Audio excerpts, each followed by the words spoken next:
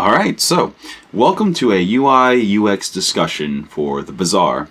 I'm also going to touch a little bit on some other game dev topics like balance, because balance is hard, especially when you have any kind of player versus player, even if it is asynchronous. So, we're going to start off just looking at the main menu part of the UI, and I suppose I should have started where you actually, I was just seeing if I had the free ticket. We'll get there. So we start off with this nice little play button that will bring you to where you can start a run. But there's also the collection button that's very clearly separate, and it's nice. I don't exactly know what the collecting the items from the chests or whatever does. There's not even like a description, as far as I can tell, of like what in-game this stuff does. That would be a nice little just user experience. What's the words? Man, what are the words? Quality of life. There we go. Quality of life improvement is if when you got the items out of the chest, you could just like click on them to see, whenever it's bronze, this is going on. When it's silver, whatever. Because a lot of people are already looking that stuff up on howbazaar.gg. which I'll comment more on later. But it's just, this is a great opportunity to show somebody the stats outside of a run, to be able to kind of formulate ideas and see what kind of items work well together. Maybe see which items belong to which characters, etc. But as far as just like a display of the different items and arts and stuff, the collection's cool. But yeah, very straightforward. The tickets in the top corner for ranked runs, chests that you've earned that you can open for, again, the items and the currency, and the currency, which, just like any other, the plan is for it to be free to play. I believe the plan is for it to be free to play after the beta.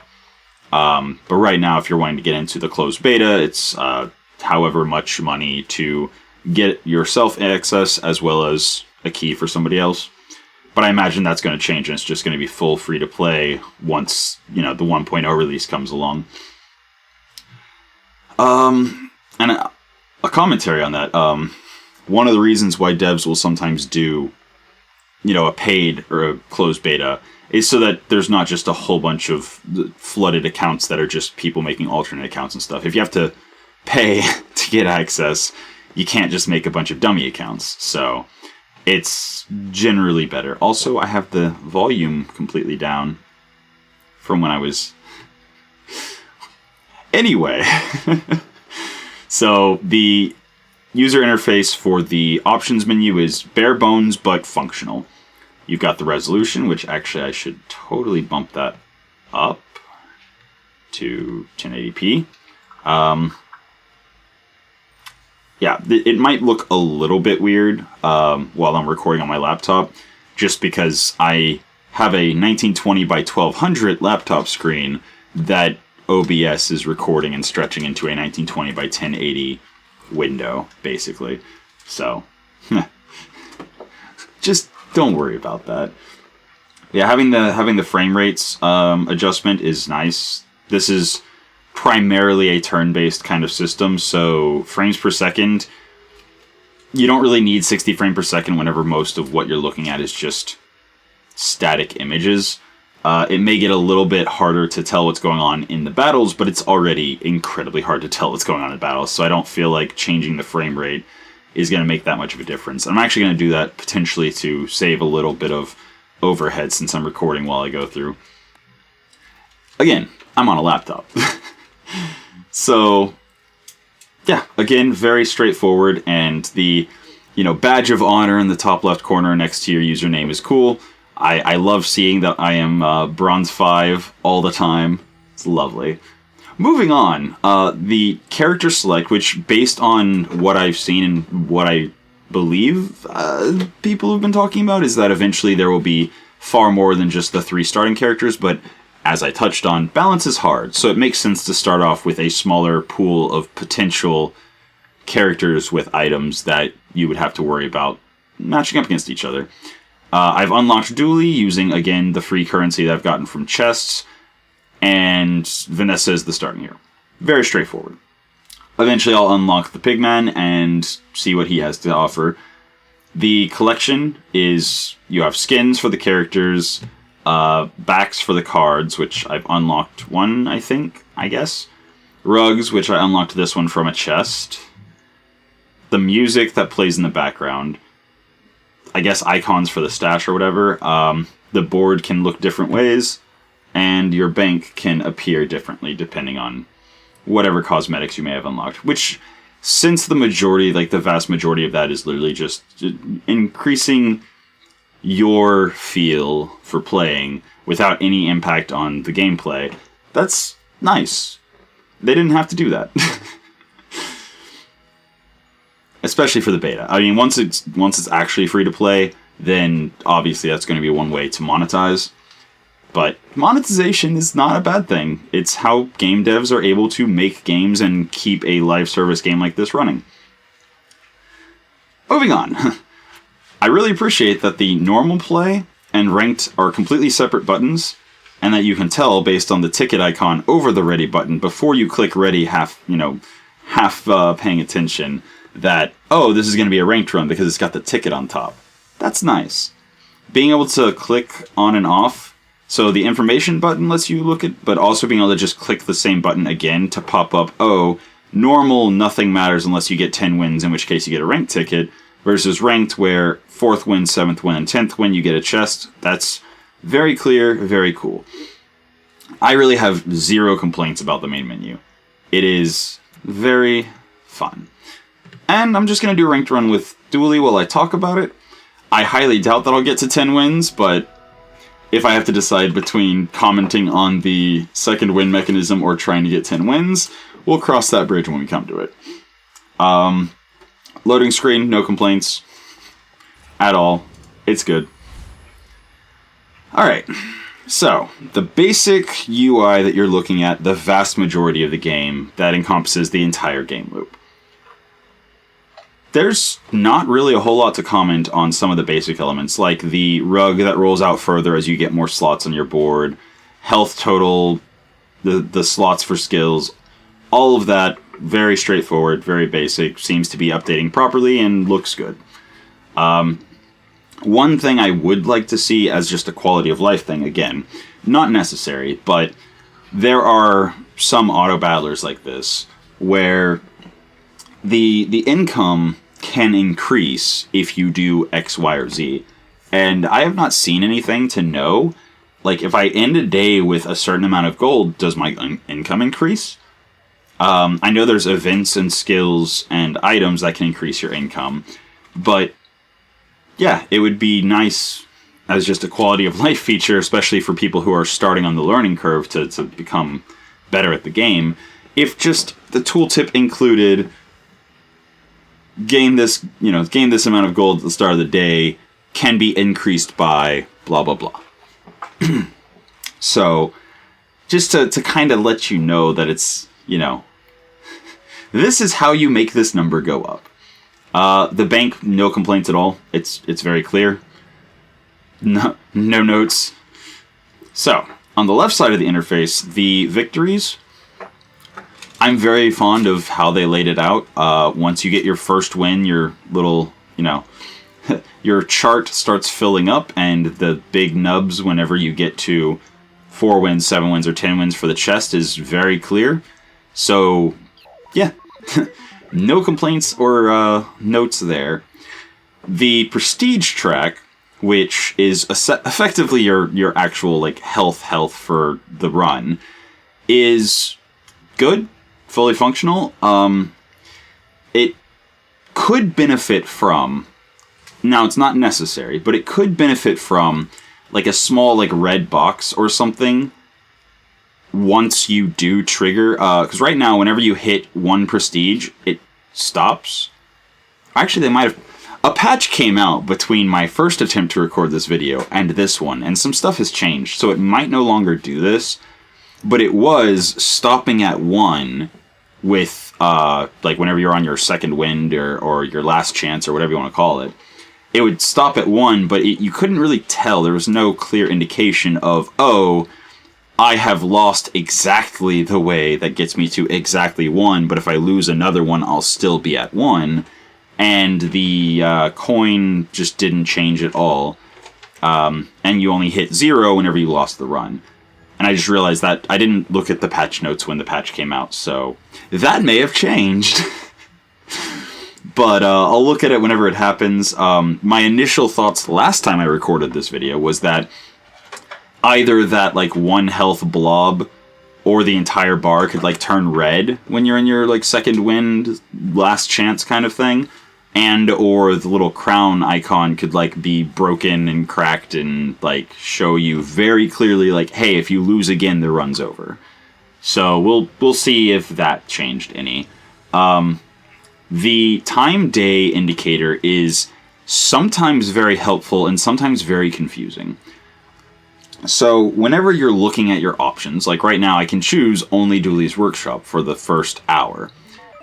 And it's still pointing straight at the 1, which in this instance, because I just started the run, isn't a problem. But especially once you're later in, you're trying to calculate how much experience you're going to have before the next player battle, etc. It would be really nice if there was, instead of, I'll just go ahead and click this to increment it, instead of it just going from one step to the next, a little halfway in between point would be really nice to be like, oh, you're considering options for hour 2, for example.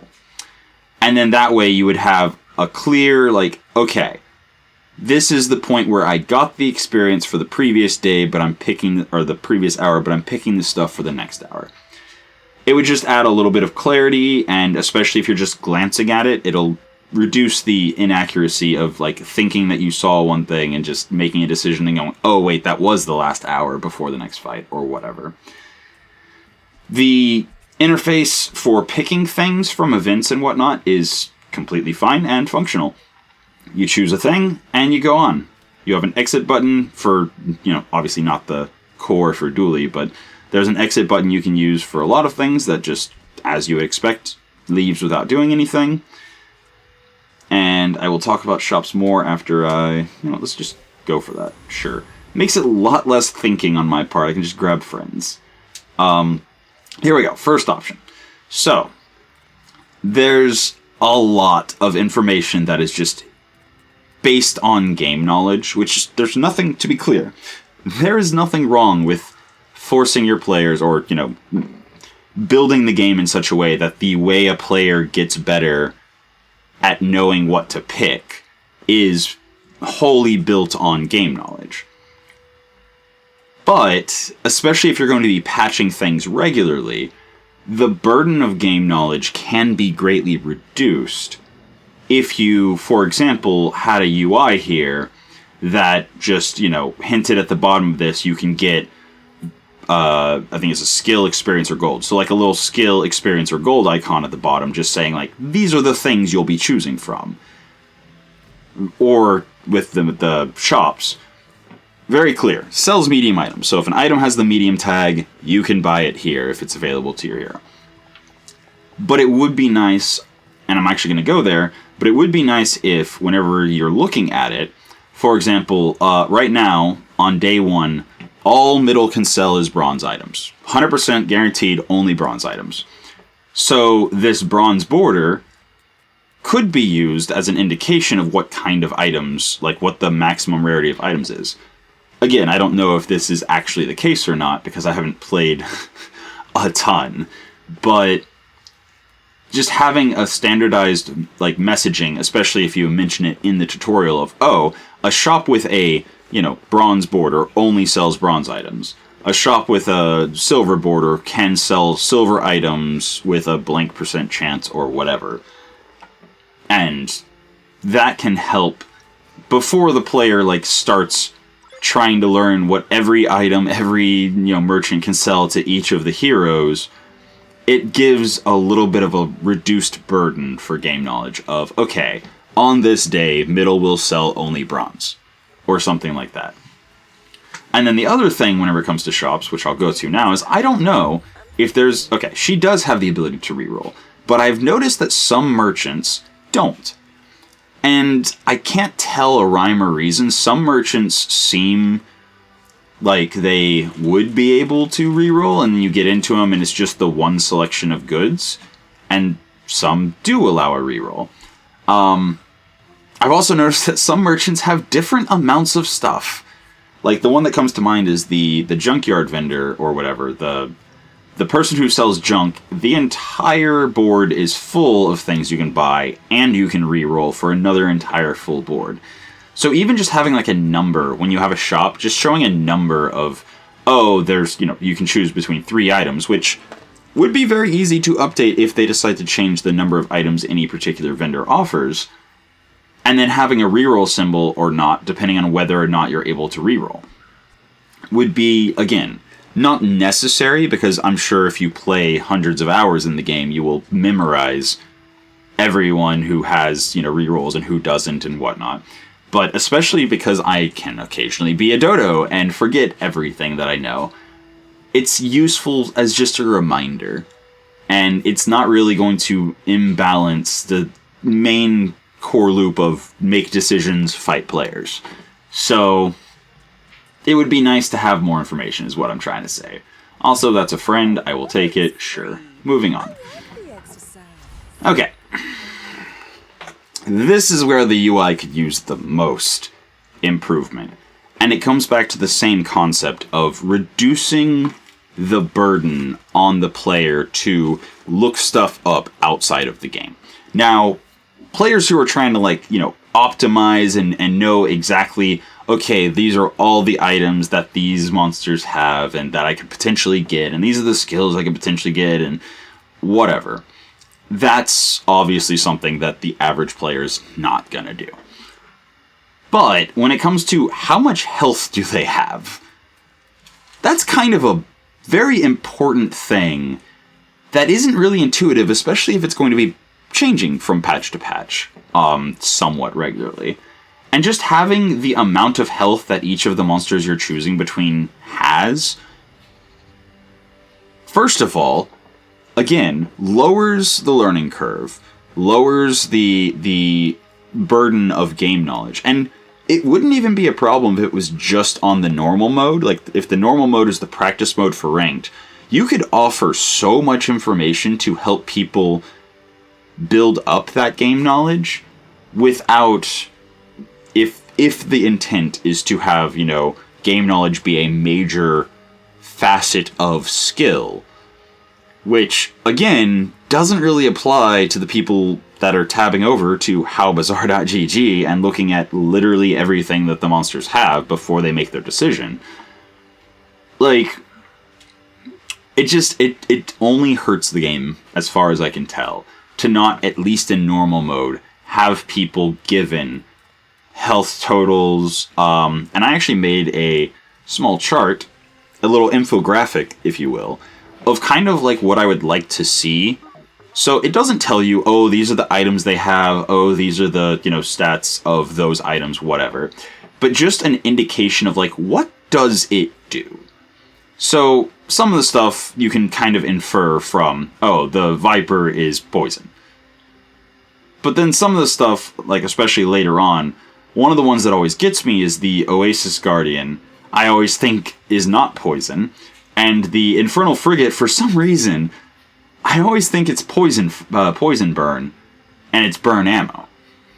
So, like, knowing what the monster is going to do, just as a symbol, just saying, yeah, this thing does poison, is very helpful to keep from just sabotaging your run by, oh, I chose the wrong monster because I'm running a shield build and the poison just cut through all my shielding.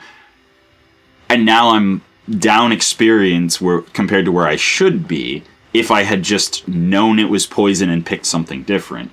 Like, that's a pretty major problem, because yes, again, game knowledge can be a skill that, especially, competitive, whenever you have people on systems that can't just tab over to the, array of information that's available, it's kind of harmful to the vast majority of players to not, at least in normal mode. Like, again, ranked mode, you can remove all this information that you may feel as the developer is weakening the skill levels of the players or whatever, or determining what skill levels they have.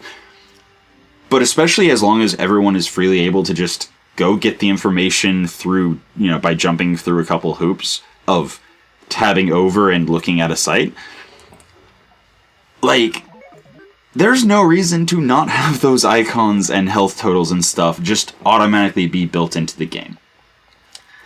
And I'm going to take the moment to go, sure, whatever, don't really care too much. Alright, now in the battles, it's nice that you're able to, look through everything that's on the field.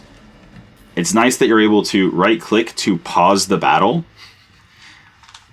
But it would also be nice to be able to pause the battle without opening up an item where you can actually look at the state of the battle and kind of assess what's going on. It's not such a problem early on where you can go, oh, he just got 3 stacks of poison from the Ice 9000. Oh, I just took the 35 damage from his 2 weapons that are roughly the same speed. Like, these things are very simple to see early on, but whenever the combat gets more complex and much crazier further in, things get chaotic and hard to parse very quickly. Also, the countdown timer to the sandstorm and the sandstorm being active, very clear.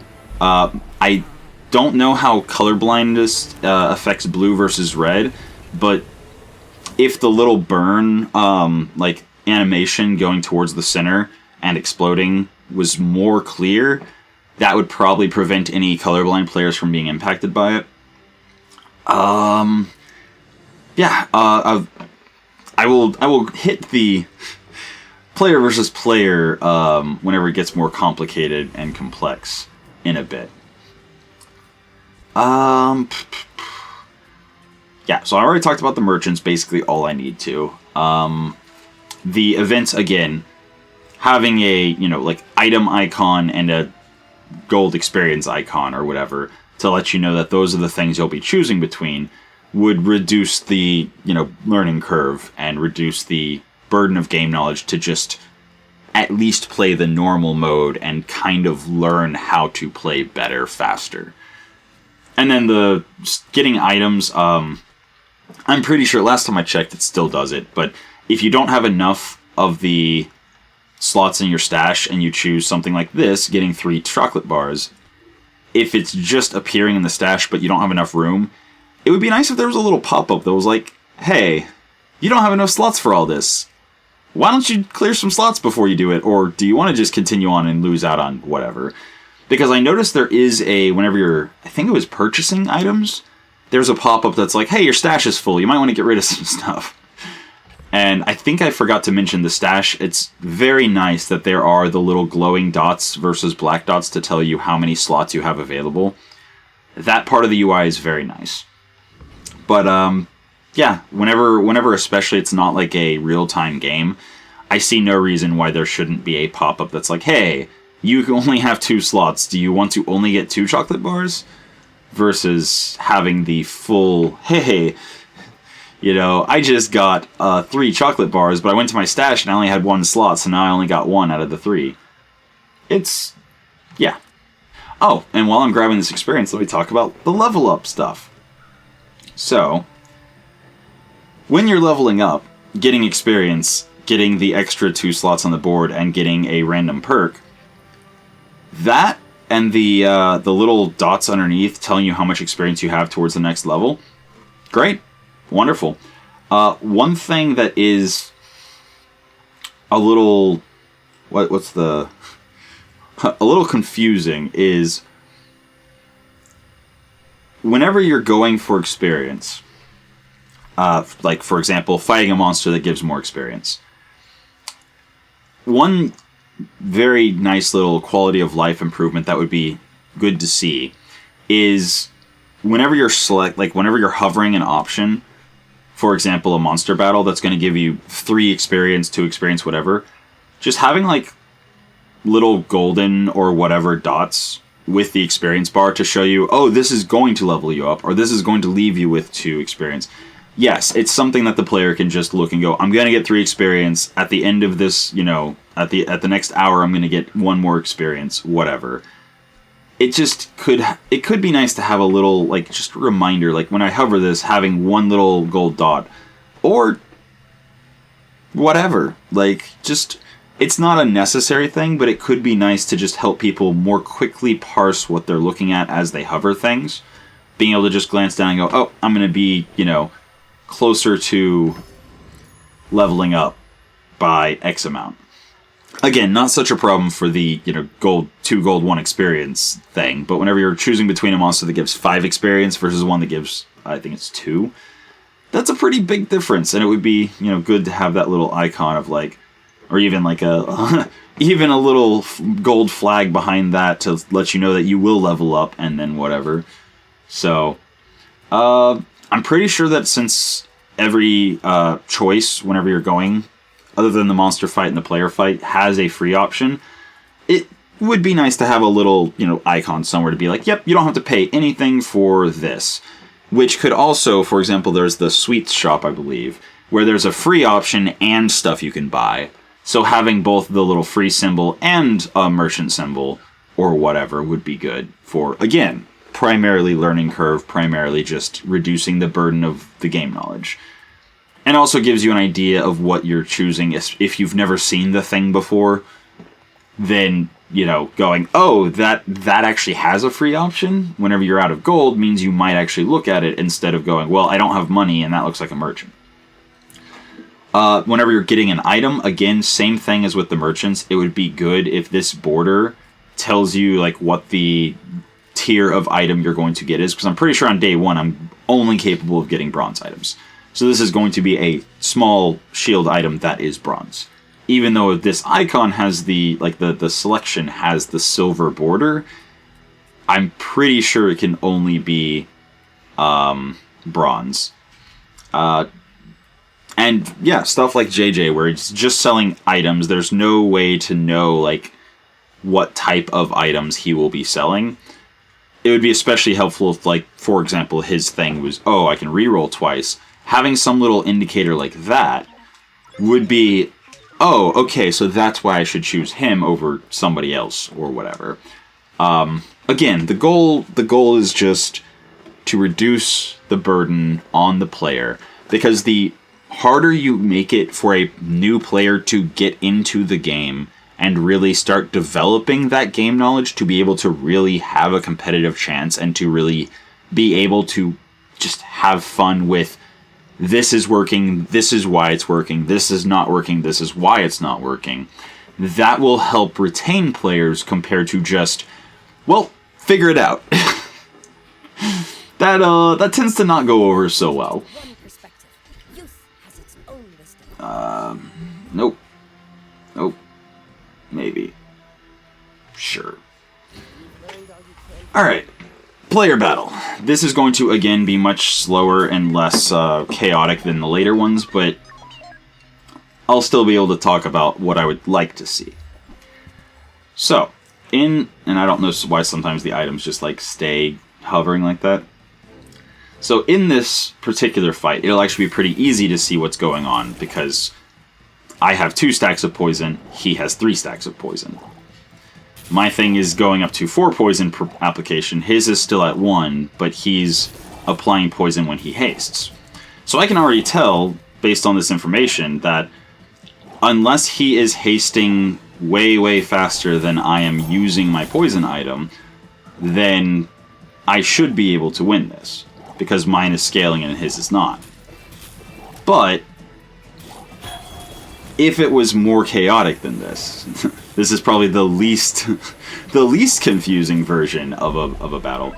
It would be good to see on the side, like if he was causing me burn, poison, and whatever, seeing the damage that is being done, even again if it's in just the normal mode and not the ranked mode, gives the player more feedback on what's going right, what's going wrong. And more importantly, if you have heal, if you have shield, if you have regeneration, seeing how much damage that is actually mitigating, like, if you're healing into nothing, like if you're not actually healing damage because your shields are just holding, it would be good to see that the heals are not mitigating any damage, which could clue you into the ability to, you know, drop a heal item or something.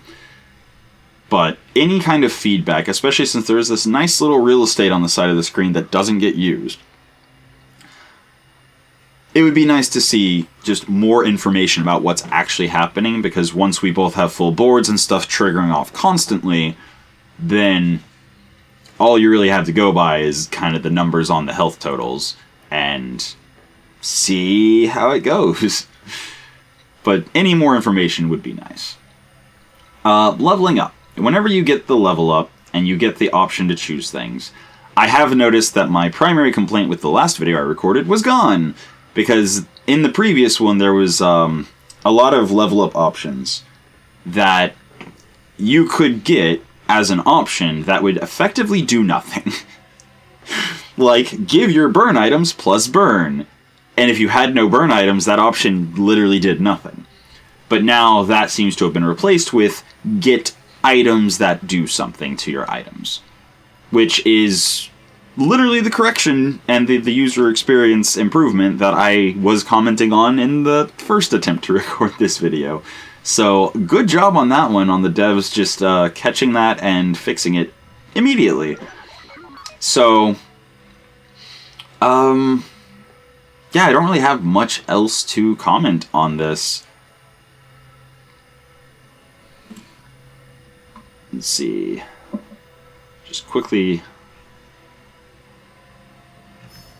Sure.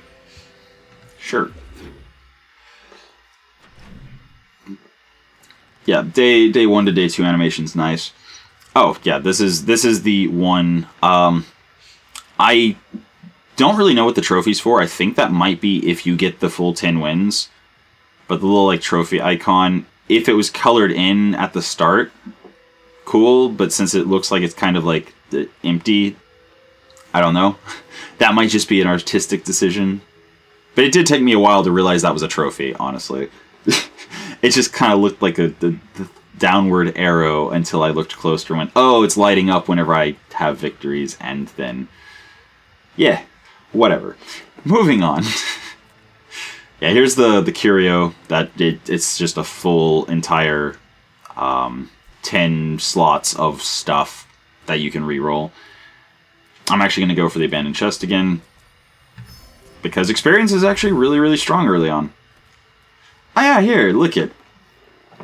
Boost your stats with tasty treats. She, last time I used that option, had a free option and a paid option. Like, she had items that she could sell, but also had something you can get for free.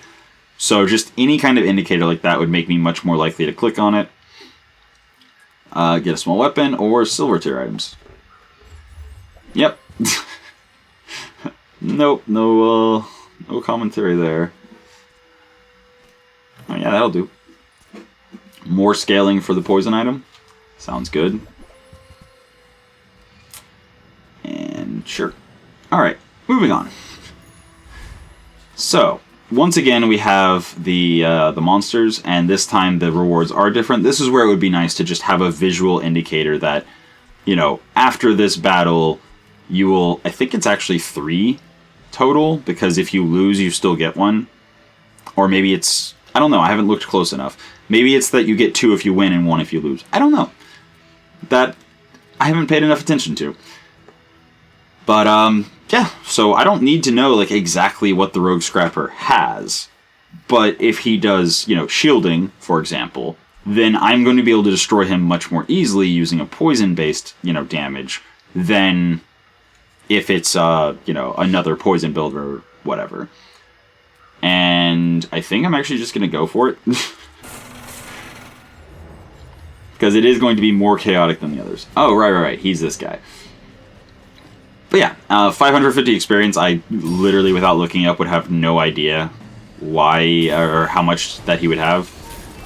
And yeah, seeing what I'm up against now, I am very confident that this is going to be fairly straightforward, unless his damage scales up faster than my poison kills him.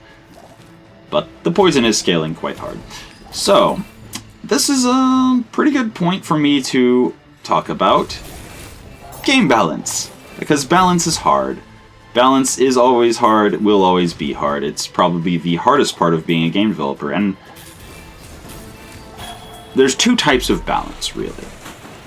There's perfect balance, where you try to make every option equally viable. And then there's imperfect balance, where different options have direct things that they are stronger against and things that they are weaker against. So for an example of, like, just complete perfect imbalance, you've got paper, rock, scissors. Each option completely wins against one, completely loses against another of the options. So all three options are equally viable and equally strong just by virtue of being completely able to win without question or lose without question, depending on what the other person chooses. Or if you're playing with a bunch of people, whatever the other people choose. Which, actually, does that even work? Anyway, the metaphor fell apart there at the end, but it's still apt. But there's other imbalances that you can have that aren't necessarily perfect imbalance. For example, chess openings. There are a lot of different chess openings, and some of them are much stronger against people who usually play one thing than others. League of Legends actually had some very deep and interesting imbalance way back in the day, whenever it was first starting.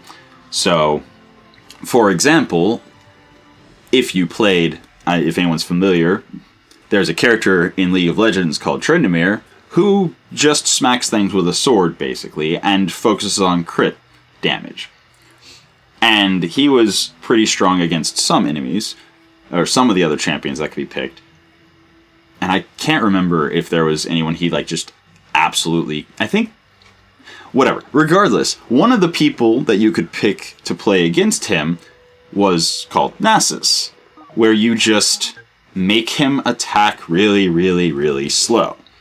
And walk really, really, really slow. So the guy who all he can do is hit you suddenly is very, very bad at hitting you, or whoever else he's trying to hit. So that was a pretty hard counter. And in a game like League of Legends where you pick your person and you play a however many minute or hour game, whatever, it could be really bad or feel really bad to get stuck in a bad matchup and not really be able to do anything about it. But that's downside to having these, counter picks. Doesn't really apply when your opponents are randomized and when it's an asymmetrical game and where you're basically never going to face the same build twice in a row or even twice in the same run unless the balance is going for perfect balance and something is just too strong and there's no counter. Like, so far there's been a couple poison builds that have been problematic as the devs have tried to balance the game. And one of the reasons is poison is one of the few things in the game basic mechanisms that currently exist that hard counters something, in this case shield builds, but doesn't really have anything that counters it, because the way you would theoretically counter poison is having a heal build. But since poison stacks up and is only reduced by the number of times you heal, not how good you are at healing, then even the best heal builds usually don't trigger fast enough to beat the really strong poison builds. So I'm not going to tell the devs how to balance things, but I would like to just point out that it might be worth considering a little bit more imperfect balance of, instead of trying to get any particular builds in line, if you just have inbuilt counter mechanisms to each of the pieces of the game that exist. then you're much more easily able to make balanced decisions that don't make something just go insane with nothing players can do until the next time you patch. And I actually stopped playing League of Legends not long after the balance concept shifted from, hey, let's have these counter-pick matchups, to let's just try to make everyone capable of playing any champion into any matchup on any team. Like, going for perfect balance, for me, as a more strategic-minded person, kind of ruined the game for me. And so I stopped playing. But that's an entire side tangent. As a game developer, you kind of have to decide what's a better fit for your intentions with the game. And the danger with having a multiplayer game versus a single-player game is, if you get perfect balance wrong in a single-player game and something is just way out of line, okay, then the players who want to feel godlike will pick that thing and do it and feel unstoppable. But if you have a multiplayer game, a competitive game especially, having that one thing that just fell out of line of balance and ran rampant can really ruin the experience until the next patch. And can prompt a lot more hotfixes, like there was a hotfix this patch that removed a couple items just completely from the game because, well, quite frankly, the devs were trying to figure out why this stuff went crazy. Why a couple particular builds ran so insanely rampant. And having to do it in hindsight like that, as compared to having a more methodical and planned introduction of poison counters shield, which is countered by, whatever. Or, burn counters this, doesn't counter that, or is countered by that.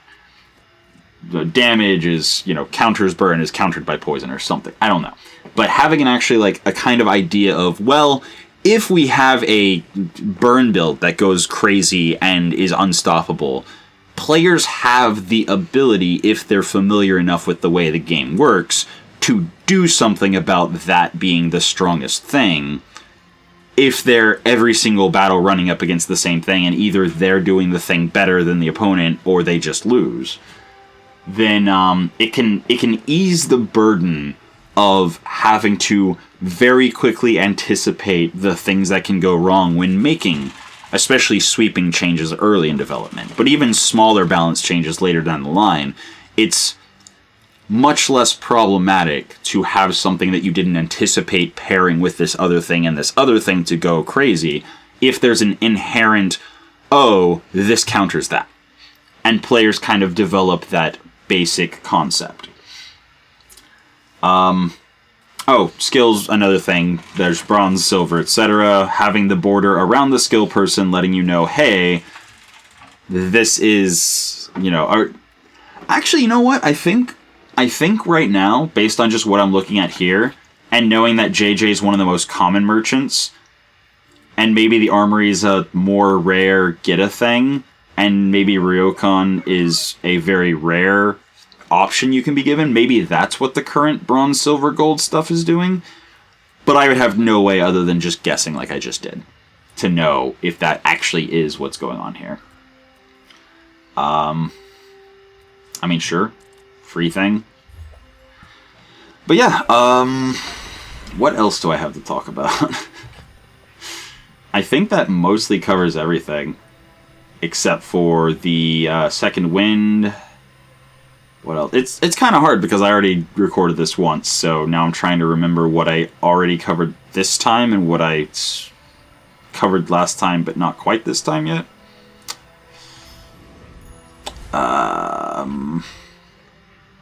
So, stash, stuff being just, taken, whatever. Or not taken, stuff.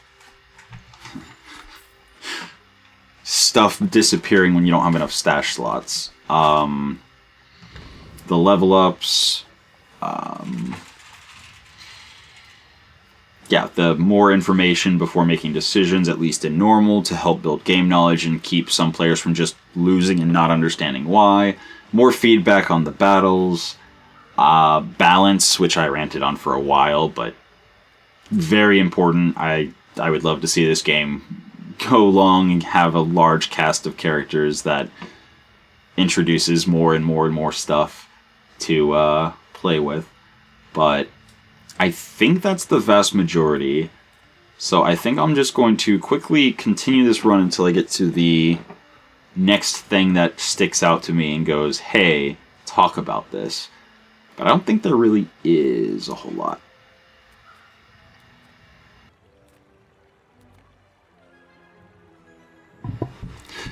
I remembered one of the things to talk about.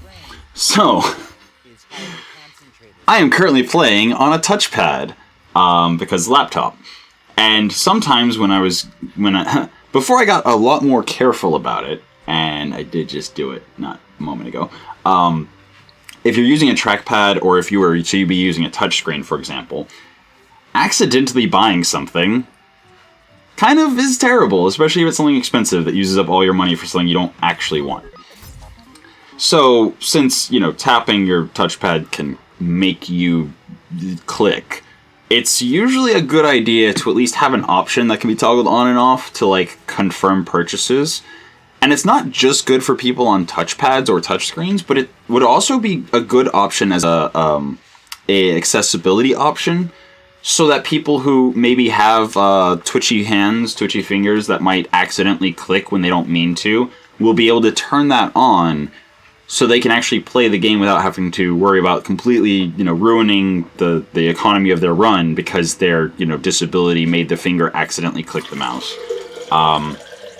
Which, it's a simple thing to just have before you execute the thing that happened from the click, to just make sure the player wanted to click it as an accessibility feature, or as a feature for somebody who's playing in less than ideal situations, like having kids running around and might accidentally drop something on your hand or something.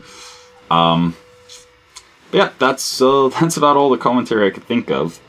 Again, I will pop back in and say something if there's something else I could think of.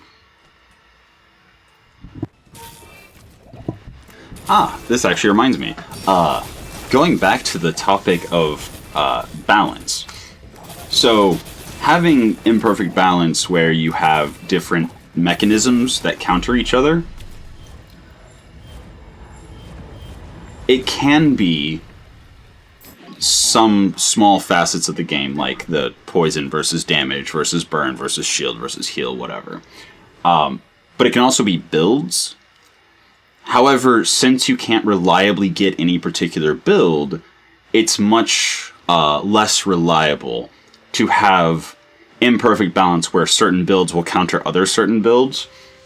But if you have a more broad perspective, like building a burst damage build will counter a poison build because poison will take time to build up, which will be countered by, a burst damage build will be countered by a shielding build, etc. That can help, but it's not nearly consistent enough or reliable enough to work as well as having basic mechanisms that counter one another. And having basic mechanisms that counter one another allow for emergent gameplay and strategy, where using combinations of these things that counter different things can either make you super really, really strong countering some particular thing, or countering a variety of things but having a variety of weaknesses, etc. So, yeah, just remembered that. So, again, I will cut back in if I think of anything else to say. Okie I'm trying them close, but they shouldn't make sound. I'm not worried about it. I wasn't paying attention and I got 10 wins. Well, that was unexpected, but, poison. Yep. Poison's strong right now. Moving on. This gives me the opportunity to, the post-game screen that I was just on, it doesn't really give you that much information on what was working and what wasn't, especially when you lose. So So I'm actually going to comment on that after I go through a quick normal and intentionally lose down to the second wind. But before I do that, I will jump in with the chest thing. So, I now have 13 chests, so I can finally do this. I have not used the 10x yet. This is going to be my first time. But, as far as the opening chest go, the first time I went to open a chest, I was like clicking on it, I was clicking down here, I was, right-clicking, nothing was working. Just for people that are just oblivious like me, I didn't realize it was a movable object. I thought it was just a UI thing there. So a nice little arrow just pointing saying, hey, drag the chest to the place where it's, opening. Would have been nice. It wasn't a big deal, but it would have saved me a couple minutes, like 10, trying to figure out how it worked. And I do like the little lever to be able to open another. That's really cool. But yeah, a little arrow saying, hey, drag it over that way for the, first time you're opening a chest. Alright, let's see what these 10x looks like. Cool. So, 10x, actually if I go back, and then I go in for the 10x, does the lever still arrive? Yes, the lever does still arrive. Cool. So, how does this work? I see. So it just literally opens them all and shows you hovering over. What is that? Did I get an extra chest from a chest? Is that what that means? Huh. I guess so, because I opened 2. Yeah, neat. I didn't even know that could happen. In any case, so yeah, very nice pyramid little UI showing these are the things you got, these are the, gem amounts that you got, and cool, I got an extra chest. It's a very clean UI for opening them and seeing what you got. It's very nice. And I'm now just going to hastily run through a normal and intentionally lose every player fight, just so I can comment on the second wind thing. Be back in a moment. Alright, so a couple things to talk about here. The first is this is the second wind or, death's door or whatever kind of mechanism you want to call it. And they do go down to 0 prestige now.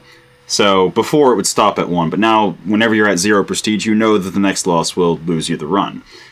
I would still like to see, just mostly just as an artist and with aesthetic preferences, the prestige crown thing just cracked and ready to crumble. Anyway, before I get to the... Well, I'll get back to that. So the 3 options that are presented as a, hey, try to recover your run, aren't really viable. Well, in order for people to actually be able to benefit from them, they need to have a little bit more information. For example, choose a free diamond tier item. I only know from having clicked on it before that you get to choose between 3. 3. And if one of them somehow turns your run around, cool.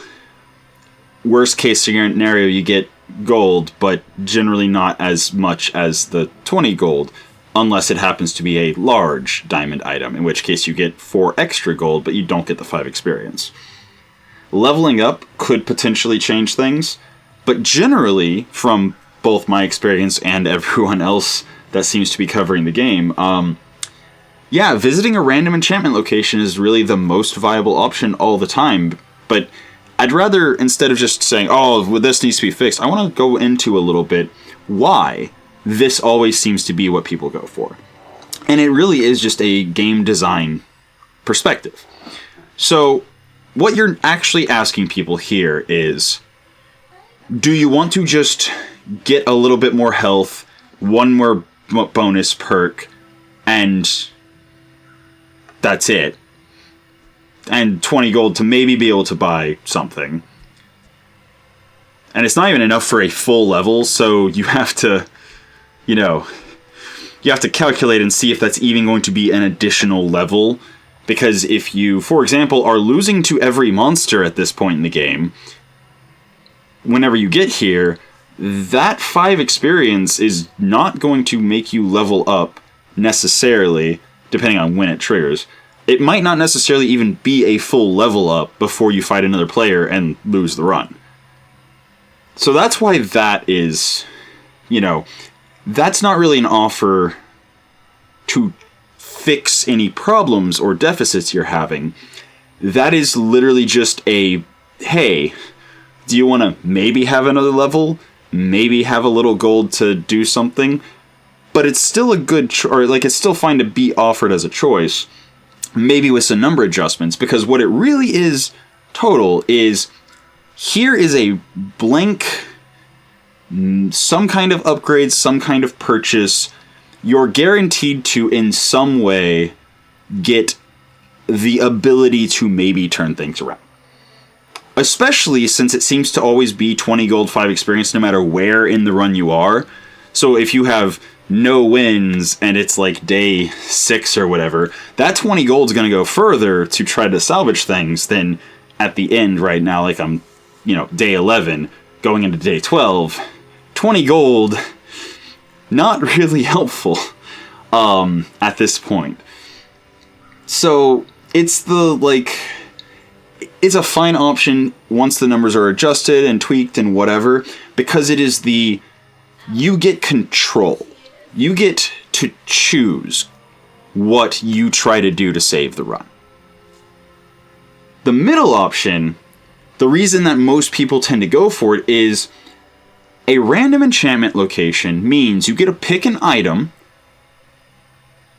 and generally, by the time you get to, I'm going to lose the run on my next loss, you're not going to completely shift everything you own into a full new build. So you're always going to keep at least one item around for the rest of the run. So you're guaranteed, even if it's not what you would prefer as far as what enchantment is randomly chosen to give you, you're guaranteed to improve one of the things you're already fielding. But choosing a free diamond tier item, one, if there's too many selections, then you may get something that just breaks whatever build you're running and makes it really, really good out of nowhere. Especially if you get this earlier in the run, then a free diamond tier item can potentially just change everything. However, you can also get nothing, effectively. You can get nothing but 3 small diamond tier items to choose from. And congratulations, you got 8 gold because you can't use any of the 3. So, what I think the main problem with this choice is that in a high roll, like the highest possible roll, best possible outcome, you get an item that maybe slightly tweaks how you've been doing things, that maybe makes it go a little better. Or, worst case scenario, you get 8 gold. And that is such a massive gambit between worst case and best case that it is the biggest gamble with the lowest payoff.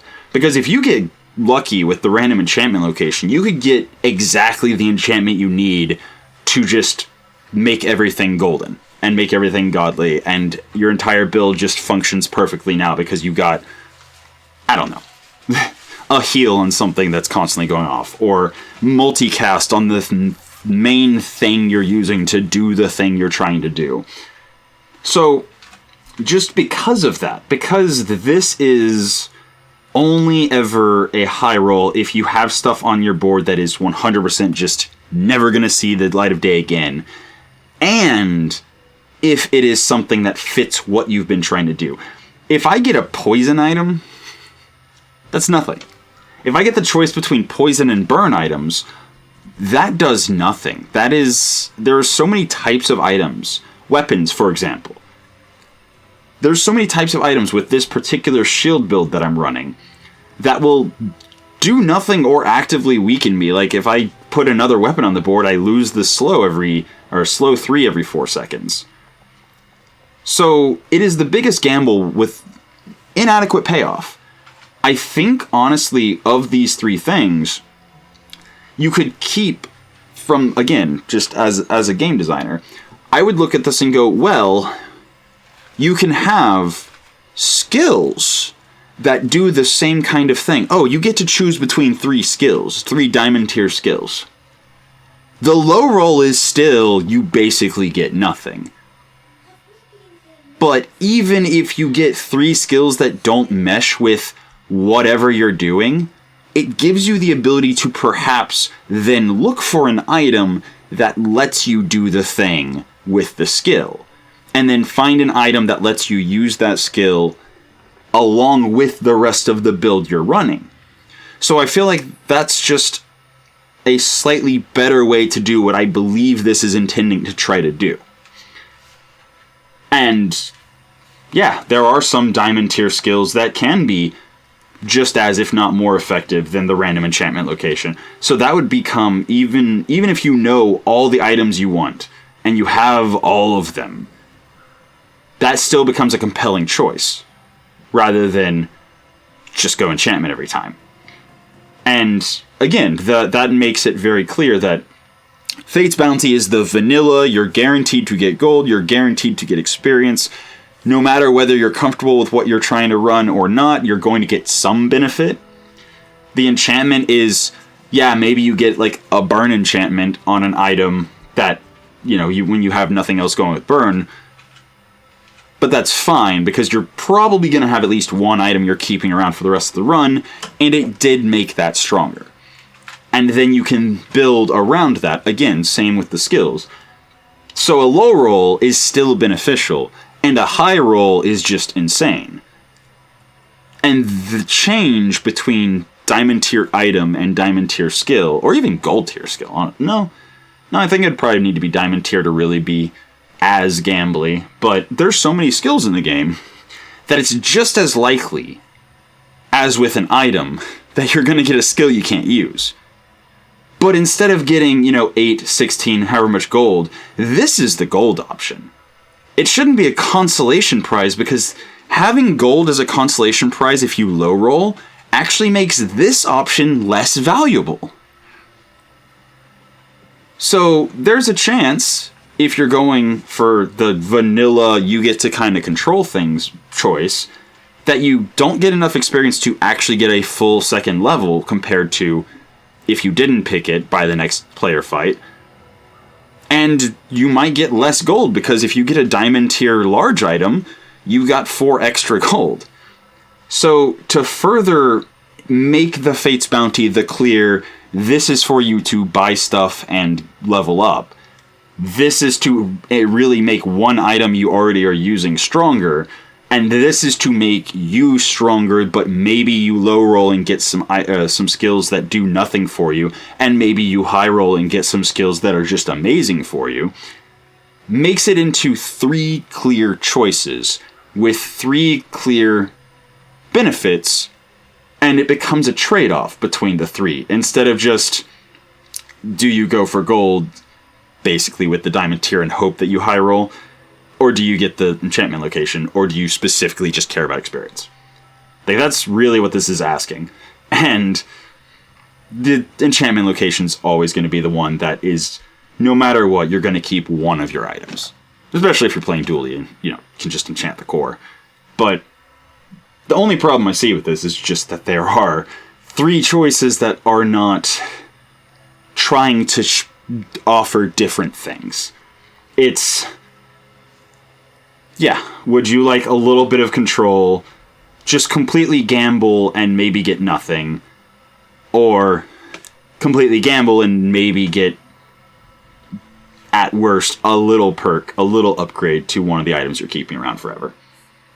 But, yeah, because of that, I'm going to do that. Oh, here we go. Enchant an item with a heal effect. I'm kind of curious. If I put it on the core, does the core also start increasing heal items, since it's the shield core? And the answer is no. Yeah, this is another thing. Enchantments, how Bazaar.gg, you can just see exactly what the enchantment's going to do. It would be really nice to be able to, like, you know, hover over the enchantment or an icon or something on the enchantment and see what each... Because I could have looked on the site to see exactly what each of them does. I imagine First Aid would be it doubles the heal that it has, or whatever. But for everything else, I'm pretty sure it would just be, you know...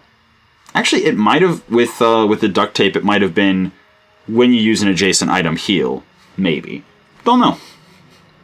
Regardless, that is another quality of life improvement, is just being more clear with when you're upgrading stuff, what the upgrade is exactly. Or basically look at why everyone's going to howbazaar.gg, the things they're looking up there, and decide what shouldn't have to be sought out at a third-party website. Yeah. Alright, be right back with the end of game screen. Actually, I just remembered. I was also going to comment on the force field. So I mentioned before that whenever you're doing imperfect balance, having things that counter each other is the way you find harmony there. But it's not, like, you can have it so that, for example, poison hard counters shield. And then you can include a few items like force field where if somebody is using poison and you're getting hard countered by the poison, force field lets you potentially build enough shield and one-shot them before their poison kills you. That's what it functions as right now, which is why I'm honestly running it, is just to see if force field alone will be enough with a bunch of shielding to kill poison builds. And so far, it has been pretty successful. But this is fine. Like, having items that you can stumble across in a run that will protect you from a counter is good.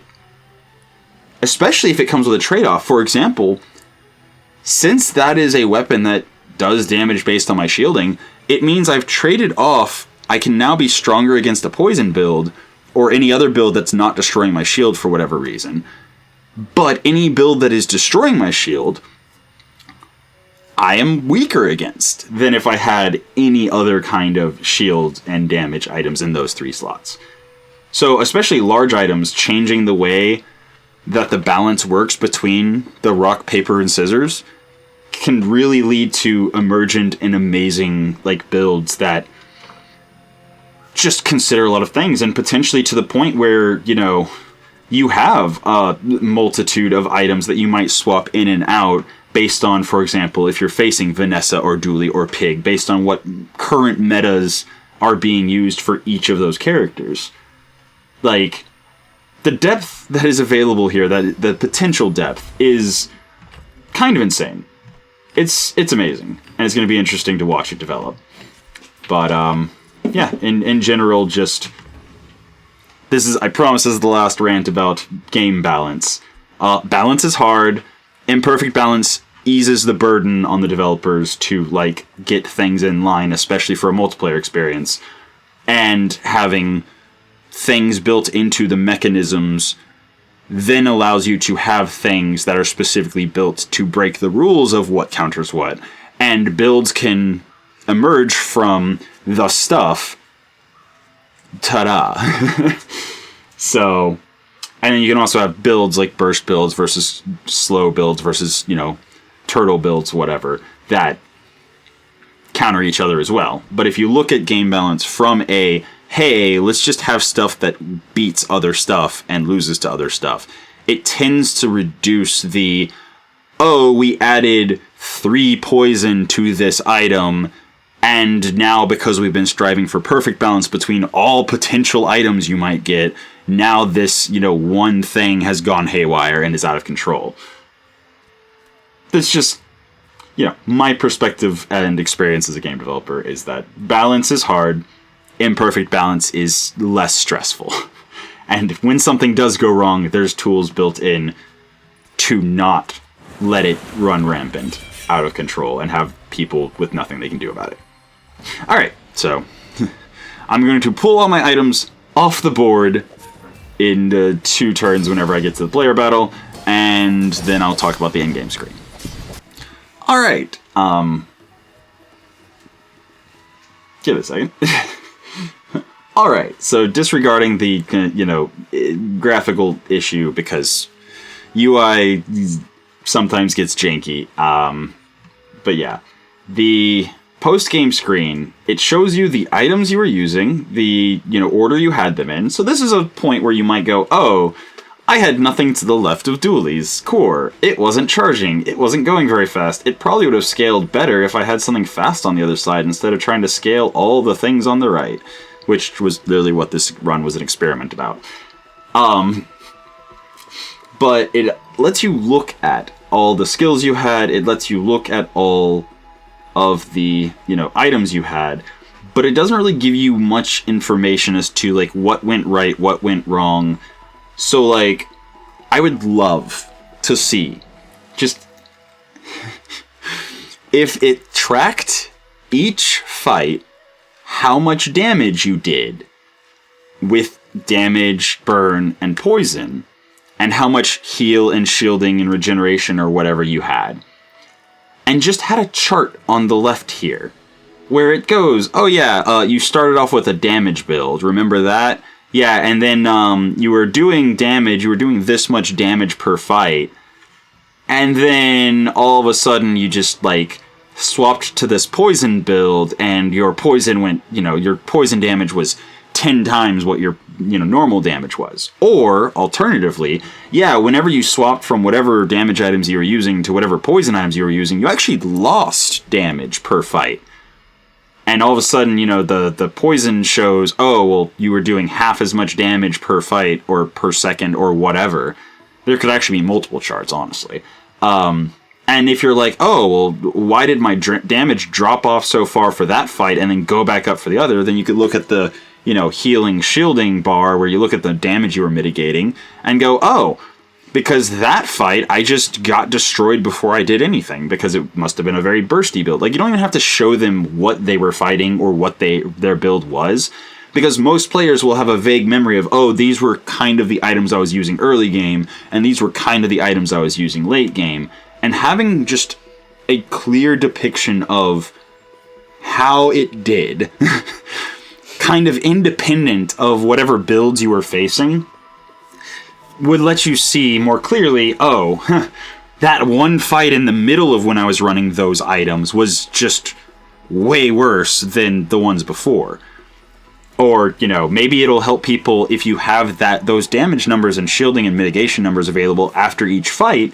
It would help people from, like, pivoting when it wasn't anything wrong with their build and they just got matched against some crazy poison Vanessa that went off and, resulted in pufferfish having to be removed from the game, for example. And that's the thing that's what I really think that is the only thing that's wrong with this post-game screen, is it lets you look at what you had, but it doesn't help you make plans for the next run or learn from the choices you made in the run. It's just kind of like, well, this is what you ended up with, and it wasn't quite good enough for a 10 win, but it did pretty good. Like, having a more, oh, you were really getting wrecked in the early game, and then all of a sudden you did something that made your shielding or healing or damage or whatever just peak, and then from there you were actually, doing whatever. Just having that data available, other than having to record your play sessions and then watch back you playing your play sessions to see exactly what choices you might have done differently, and then guessing how those choices might have gone differently. Just having some, like, clear, immediate feedback at the end of a run lets you just jump into another run and try things differently, and have that little bit of extra knowledge of the choice you made while it's fresh in your memory, going, oh yeah, I remember when I bought the force field, and suddenly my damage dropped like a rock, and immediately I started losing every fight. Like, that's meaningful feedback. Versus this, that's just kind of like, yep, this is the stuff I had. Cool. I mean, it doesn't even tell you, like, how many times each thing triggered, or anything. So, like, I have no idea I have no idea how many times I slowed an item or how many seconds I slowed stuff for with righty-tighty there, for example. I have no idea how many times left eye caused my core to crit. So, like, there's a lot of just, honestly, just various things that could be done, even with something as simple as making a scriptable object and just writing data to it, and then just resetting it every time you start a new run. Just, you know, have an increment, have a simple increment system where just it tracks, for example, how many times left eye items crit. It doesn't even have to be because of left eye. That's the beautiful thing. It doesn't even have to differentiate between, oh, it wouldn't have crit if it was 10%. It could just literally be a counter for when your leftmost weapon crit. Just, your leftmost weapon crit 120 times this run. Would be amazing feedback. And it could even be shown earlier if you were tracking per battle and then adding them to a total, seeing at the end of a player battle, hey, your leftmost item didn't crit at all in the entire fight. Like, that would be meaningful feedback that you could then go back and go, well, maybe if I was using a different item, or maybe if I was using something that went faster, or whatever. But right now I have no meaningful feedback from this run to actually improve at the game. And I feel like that's one of the frustrations that I know some people have been having with it, is like, it's a game with a lot of game knowledge burden and no real clear path to getting it, other than just put thousands of hours into the game and get good, scrub. So, yeah. I'm pretty sure that's about everything. I think I hit every single topic that I covered in the first video that I recorded before the big patch that changed mostly the level up system. And I am very confident, based on the changes I've already seen since I gained beta access and started tinkering with it and practicing. I think the devs are on the right track, and they are definitely building it towards a compelling and fun multiplayer experience that you can just do casually whenever.